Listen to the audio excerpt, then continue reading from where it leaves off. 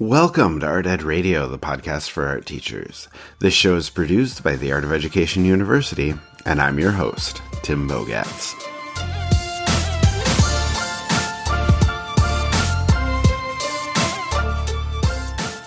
This week's show is coming to you from Atlanta, Georgia at the Ron Clark Academy.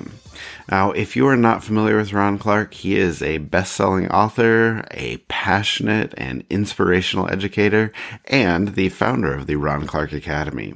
He has so many great ideas about education, and his passion for teaching and passion for working with kids is contagious. So you are going to love listening to what he has to say.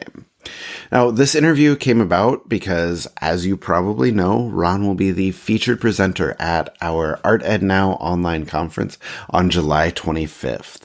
So I'm excited for you all to hear him here on the podcast, and even more so at the conference in July. But stepping in for me on this interview is Shannon Lauffer, one of my amazing colleagues at AOEU. You have heard her multiple times on this podcast. She is a great interviewer, and she's going to conduct a great conversation here. So let me turn it over to her now as she interviews Ron Clark at the Ron Clark Academy.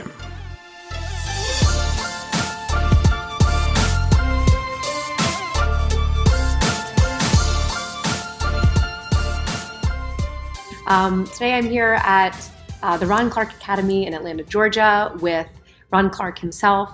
And it's been super exciting to be here, walk through the school, get to know a little bit more about you and about the Ron Clark Academy, and about your philosophy of education. Thanks, Shannon. Yeah, thanks for being here. We're super excited. Glad to do it. Awesome. So people in education know who you are. They've read your books. They know a lot about your strategies. But tell us a little bit more about you personally, where you grew up, how you got into education, and what kind of led you here.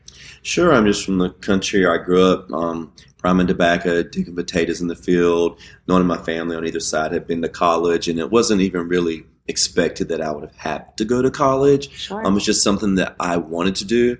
As a kid, I dreamed about riding on an airplane, and my big goal as a child was that one day I wanted to have enough money that I could go to the airport, fly all the way across the country to Washington State, and then fly right back and not tell anybody I did it.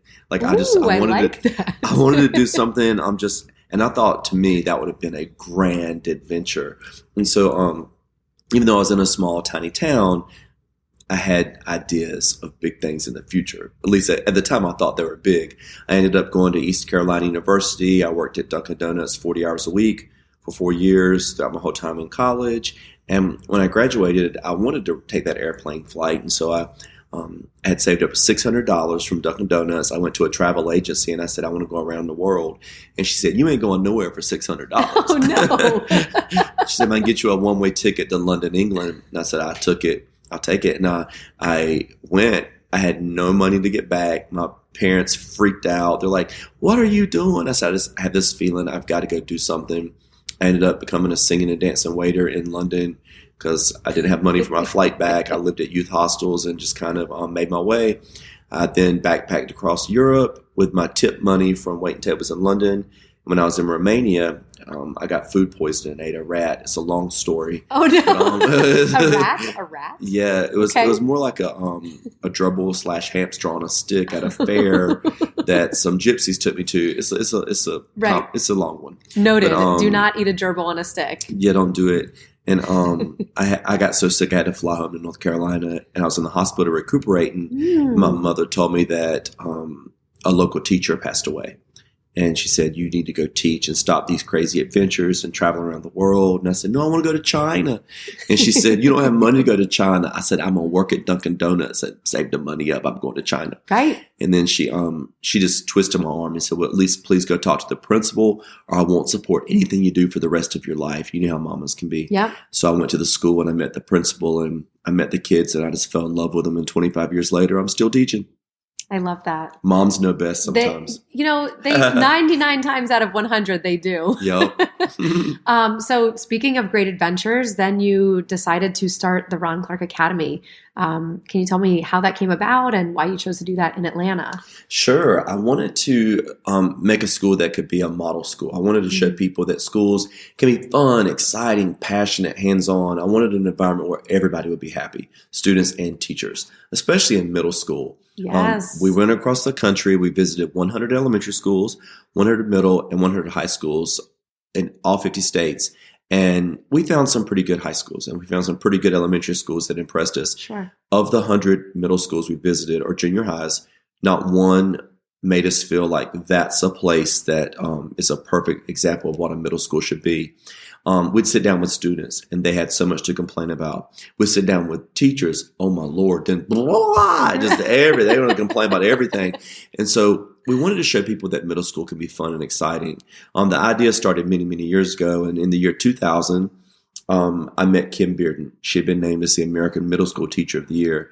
And I walked up to her and I said, oh my goodness, you're such a great teacher. I said, we should start a school together someday. And she didn't even know who I was, but she turned to me and she said, let's do it. And so years later, I called her and I said, look, I wrote this book. Oprah put it on her show. It made all this money. We put it in a foundation. Come up to Harlem and start this school with me. And she said, I'm not moving my family to Harlem, but if you come to Atlanta where I live, I'll consider it. So I flew down, we met, we went around the city, and we found this 100-year-old factory that's in the second highest crime rate area of Atlanta. There were crack houses on either side of it and drug dealers and streetwalkers. And I said, this is it. We're going to turn this old factory into a magical school that'll change the lives of kids, not only in this building, but hopefully around the country and around the world. And we did it. That's incredible. Was there, could you immediately tell an impact on investing in the community and, let me tell you about the community. It's Tell a about crisis. the community. So when we started this, we're a nonprofit. Okay. And so we went and got our board members and we said, we really want to invest the money to buy this old factory. And when they got out of the car, they said, Ron, Kim, get back in the car. Because it's a challenging area. Sure. They said, you do not, the community will destroy this school. I said, no, it's going to be awesome. You'll see. They're going to love it. And so in the first 6 months of construction, we had 19 break-ins. Mm-hmm. They threw windows at rocks. They spray painted. They broke in and got copper piping out. Yeah. Even with barbed wire up, they'd get over the barbed wire, craft it. And so it was a mess. And so the board member said, we told you the community would destroy this school. And I said, well, my grandmama always told me no excuses, find a solution. So I got my backpack. I went to every house in the neighborhood. It took 4 months. We visited every home and I'd say, hello, I'm Ron Clark. I'm a school teacher. We're trying to start this school up the street. Can I tell you about it?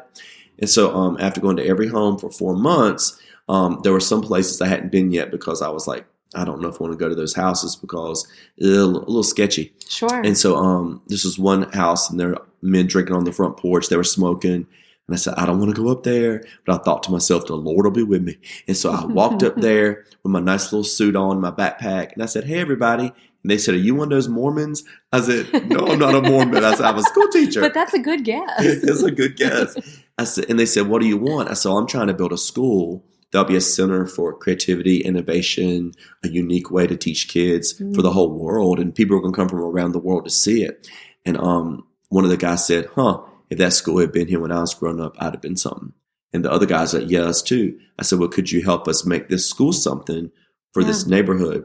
And so they became some of our best volunteers, painting the factory, moving the rubbish out. We do community trash pickups. And I see the streetwalkers on the corner and I call them over to help. Because if you call over streetwalkers, they will come over every time. Sure. Now, they wouldn't help very much. But eventually, after we met the neighborhood, told them who we were, what we were doing, crime not only stopped happening to our building, we had no more break-ins in the last 12 years, not another attempted break-in.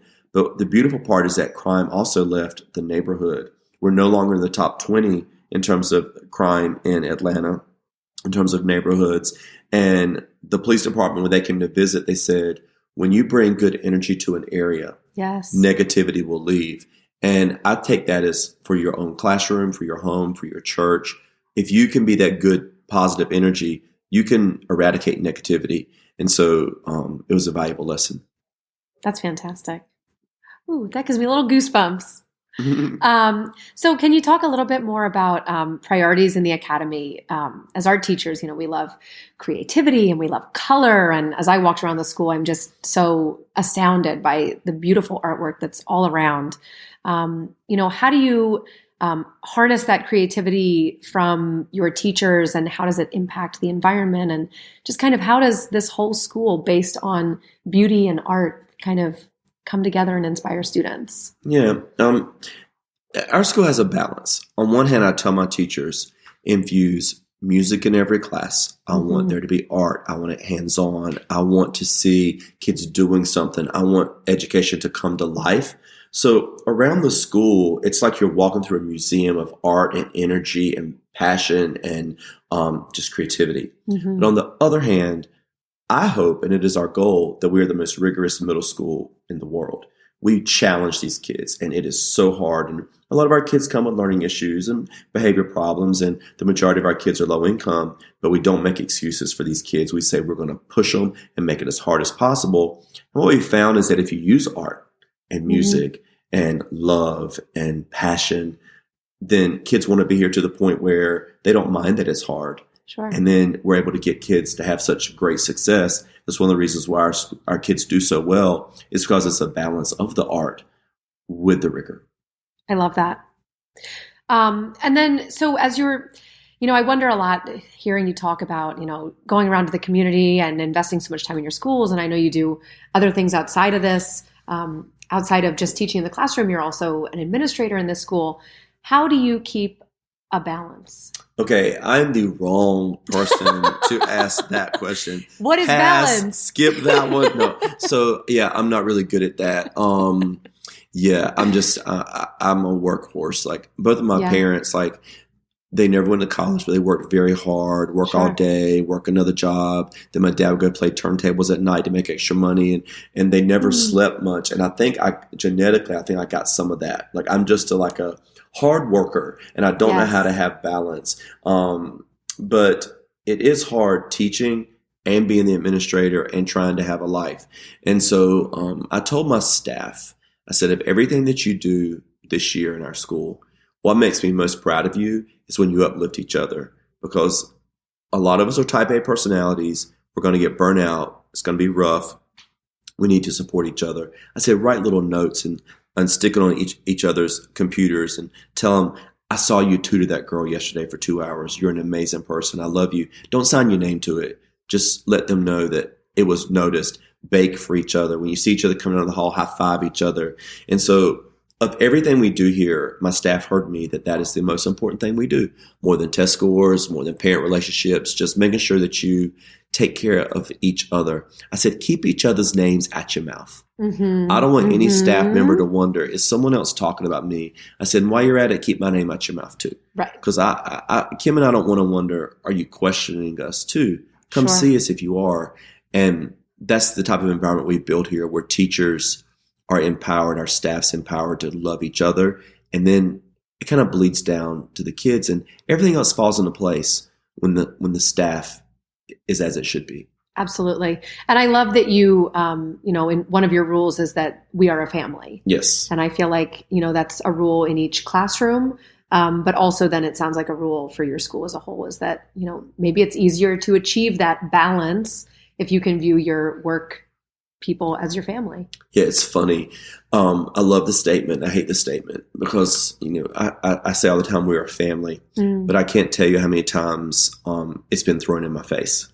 For example, I have to suspend a child. A third of our kids come to our school with some discipline issues in the past. And so we have situations and the parent will say, well, how are you going to throw my son away and suspend him for 3 days if we're a family? or I've had to, things happen. Years ago, I had to write a staff member up. And the staff member said, well, this doesn't feel very much like a family right now. And so it gets thrown in my face. People want to use it as an excuse. But then I want to tell them, I always try to explain, families aren't perfect. And you probably don't get along with everyone in your family all the time either. That's 100%. And so there's people you don't want to necessarily sit beside with at Thanksgiving lunch. Sure. But family means that in the end, we have each other's back. We love each other. And our intent is to make sure that we're all taken care of. It doesn't mean that sometimes there aren't issues, but the intent is to love one another and to try to be a family. I love that. So, of course, we have to talk about Survivor. So you're on Survivor right now, like as if you were not busy enough. I know you probably can't tell us too much about it, but how did that come about? What was the experience like? So now you're a TV celebrity too. Oh gosh, I regret it. No, I was in New York City. It was the year 2000. Okay. And I had this little 1-bedroom little shack, and I had this little TV. It was black and white. Mm-hmm. And I heard this show Survivor was coming on, and I was like, okay, well, let me turn this on. I was grading papers, and I instantly fell in love with it. I said, I'm going to apply to be on this show. But then I was busy teaching in Harlem. I was doing a summer program with kids, and I said, well, I don't have time now, and I don't feel like I want to leave my students. And I said, I'll do it next year. And literally every year for 18 years, I said, well, maybe next year. Mm-hmm. After I started this school in Atlanta, I was like, well, I'm too busy now at this school. I can never do it. Sure. But I continued to watch the show with my friends religiously. I'm a big Survivor geek. And so about a year and a half ago, I said to Kim Bearden, the co-founder, I said, Kim, I think that now the school's at a point where if I left for 6 weeks during the summer, I think it would be okay. And she's like, you have to do it because I don't want you to ever hold RCA, our school, responsible for you not living out your dream.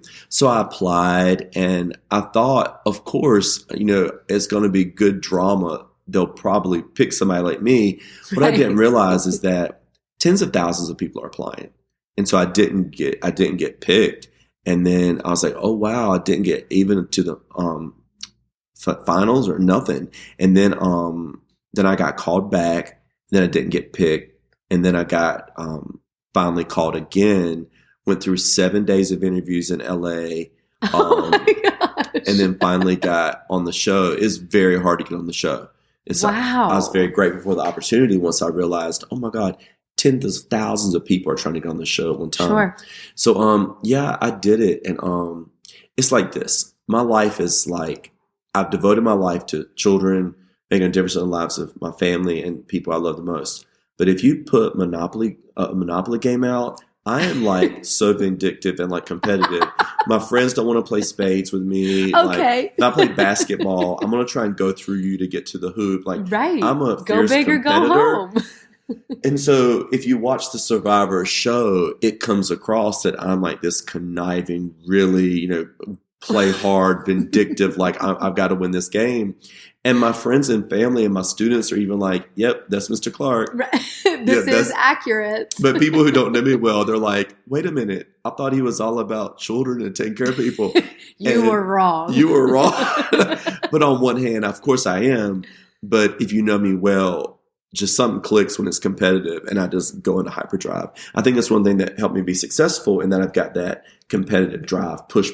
Yes. But I looked snarky on TV, and watching yourself on TV is hard because in my head, I see myself one way. And then there I am on TV, and I'm like, Lord, my God, I got a Southern accent. And I didn't realize it. And then it's like, wow. And just to see some of the things I did and said, I'm like, wow, I wish I hadn't said that. And you really don't eat anything.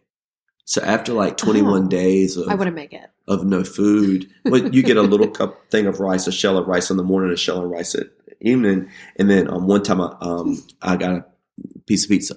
So it was the best pizza ever. But you don't realize what happens to your brain when you don't eat. Sure. And so day 21 is when I was saying all the mean stuff. Like, I was like, I'm just done with these people. And I was complaining a lot because I was just really, imagine if today I told you can't eat dinner tonight.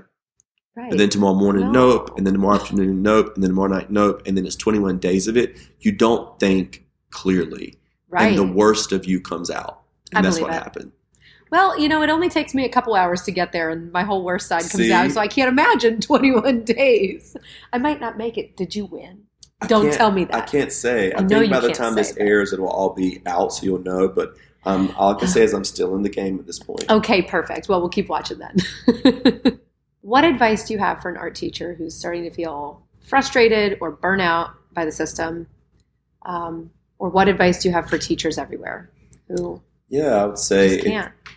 I feel like that sometimes too. It's rough. I think the main thing for art teachers who are starting to feel burnt out and first of all, what art teachers are expected to do is ridiculous. I mean, the short class time make it so hard to get anything accomplished. And then you see so many kids a day that you can't really do all you want to do. That's a whole nother question about what I feel about scheduling in schools. Sure. But if you are feeling burnt out, I think the best thing I can say is surround yourself with positive people. Sometimes you want to vent, but if you go to vent to a person who's a venter, you're compounding the problem and you're just going to wallow in your misery. So it's better to spend time with people who don't vent and who are positive and who have a happy outlook. And that's one thing that was hard for me because honestly, in the past, I've had good friends in education who were venters. Yes. And I found that when I would go to them, my buddies, to vent, instead of helping me feel better, they just sat there and we would just go back and forth with how upset we were. Yeah, you go down the rabbit hole. Yeah, and so I had to learn, well, I don't think that's healthy for me. And so I had to learn to find the right people to go to for inspiration and to help pull me up when I'm feeling low. Yeah, absolutely. So I guess, kind of along with that, if you could give teachers your most important piece of advice, what would that be? Oh, you only Lord. get one, but if you want to give us three, you can give us three. Oh, just one. Okay, well, that's a big question. All right, so I'll give us a simple one. Okay. We went to all 50 states and we observed educators across America. We went to 300 schools, and my biggest takeaway is something so simple: educators don't look kids in the eyes.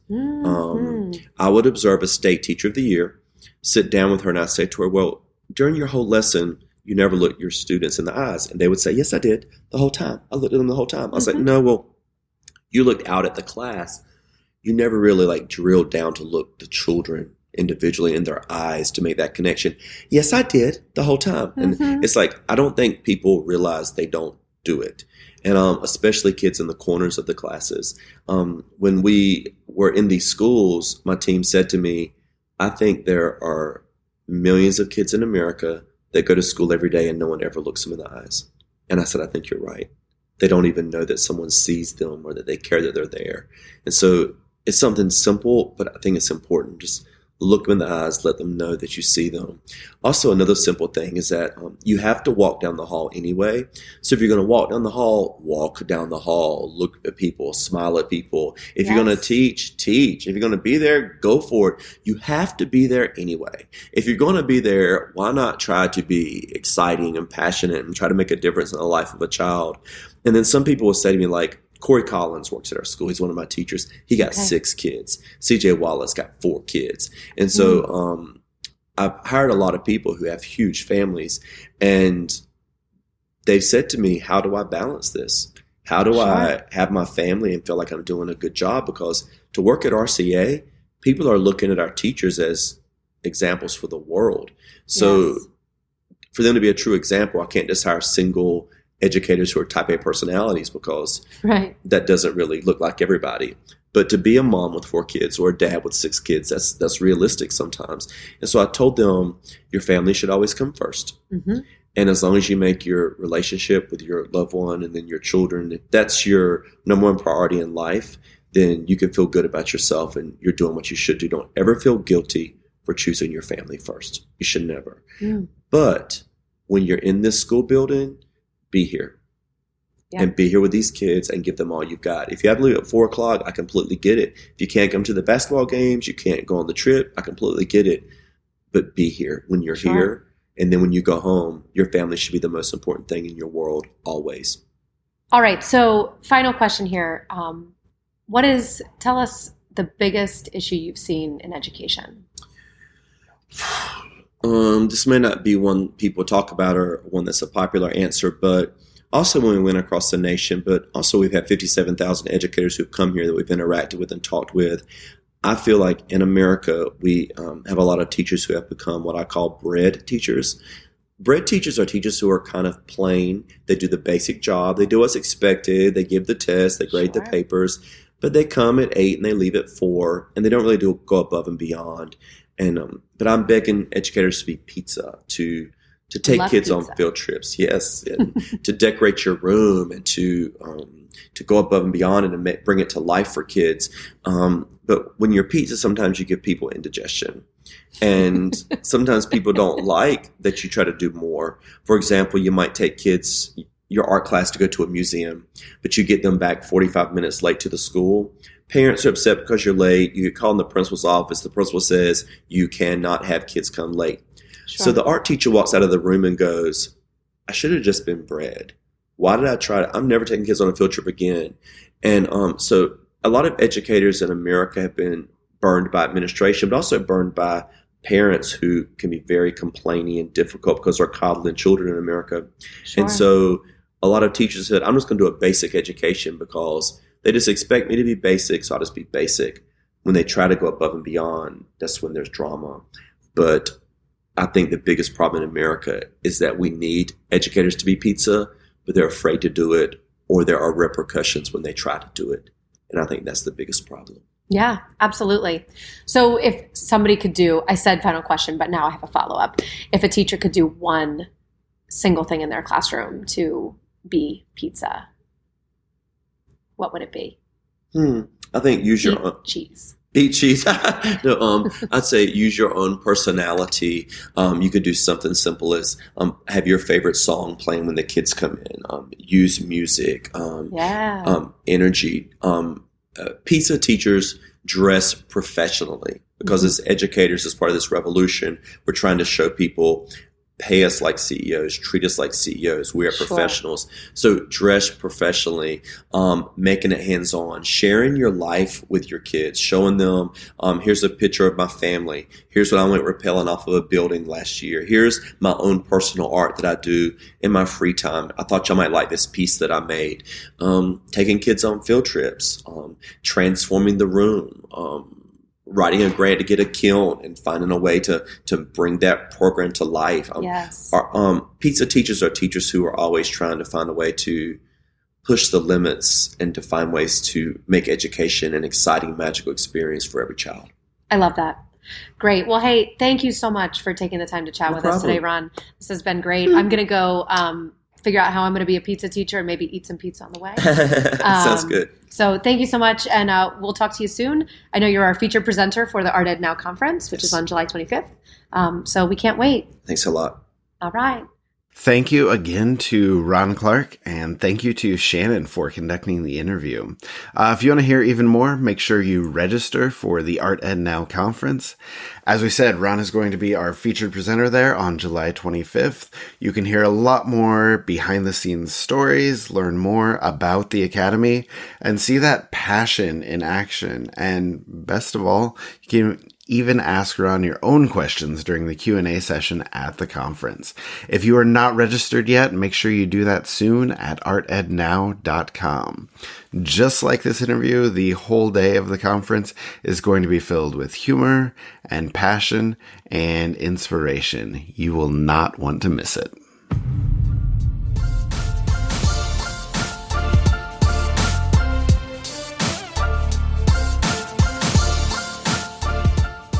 Art Ed Radio is produced by the Art of Education University with audio engineering from Michael Crocker. Thank you for listening, and we will talk to you again next week.